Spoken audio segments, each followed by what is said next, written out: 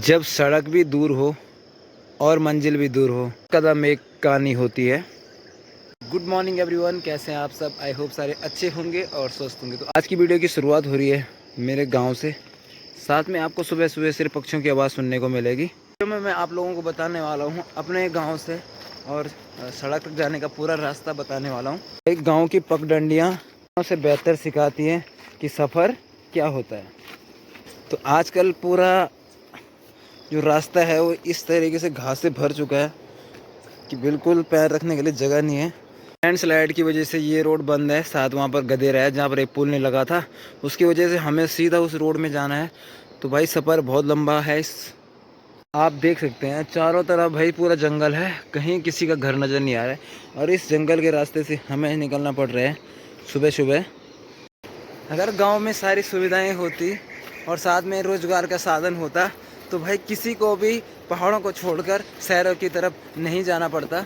देखिए धीरे धीरे रास्ता भी बंद हो चुका है। अब यहाँ से भाई अगर जाना है तो भाई इतना ऊपर आपको चलना पड़ेगा, क्योंकि पूरे पानी से कपड़े गीले हो जाएंगे। इतनी ज़्यादा घास रास्ते में आ गई है। धीरे धीरे लोग भी भाई अपने काम काजों पे जाने लग गए हैं। चलिए जी, हम पहुँच गए हैं जहाँ पर है गार्ड गदेरे।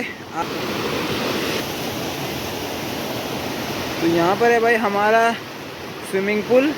तो भाई ये कुछ है पहाड़ों की दिनचर्या। सुबह सुबह का समय हो गया है और गाय भैंस भी अपने जंगलों की तरफ जाने लग गए हैं। से मैं आया था वहाँ देखो सिर्फ कोहरा ही कोहरा दिख रहा है यहाँ से। और जितनी दूर से मैं अभी तक आया हूँ ये पूरा रास्ता तय करके, उतना ही अभी मुझे यहाँ से और आगे जाना है। हमारे पास दो रास्ते हैं, एक और दो। ये भी उतना ही पड़ता है, ये भी उतना ही पड़ता है, लेकिन इस रास्ते नहीं जाएंगे क्योंकि इस रास्ते पर हमारी गाड़ी खड़ी है। से शुरू हो गए भाई लोगों के घर दिखने। बारिश की वजह से रास्तों की हालात भी कुछ इस प्रकार हो रखी है, पूरे फिसलन वाले हो रखे हैं। शुरू हो जाता है सौड़ो गाँव। सौड़ो गाँव के सामने कुछ इस प्रकार खेत हैं और आजकल तो हर जगह भाई हरे भरे हो रखे हैं। अगर दूर से देखेंगे तो सौड़ गांव कुछ इस प्रकार दिखता है। सौड़ गांव के बगल से जो रास्ता जाता है उसके हालात भी कुछ इस प्रकार हैं। एकदम खेतों के बीचों बीच जाना पड़ता है। जहां आपको दिख रहा होगा कोहरा, तो वहां है भाई अब रोड। तो वहां तक अभी जाने का सफ़र है, तो काफ़ी लंबा है यहाँ से जाने के लिए। देखिए क्या प्यारी लग रही है मिर्च की खेती।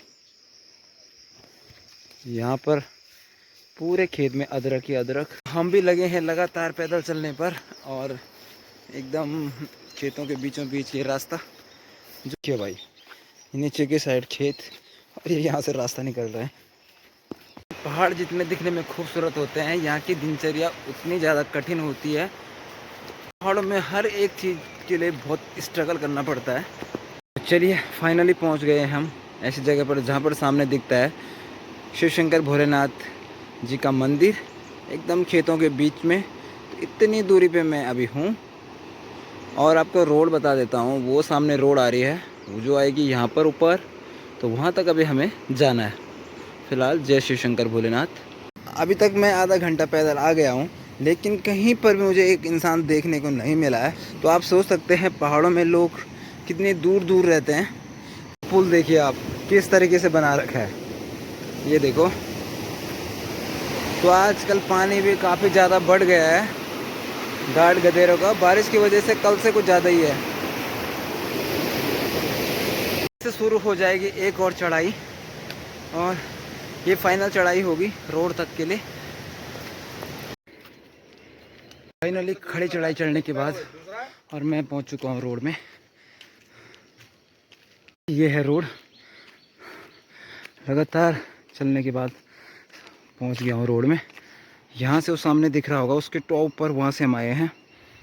ये है रोड, सामने हमारी गाड़ी खड़ी है। आई होप आपको हमारी ये वीडियो अच्छी लगी होगी।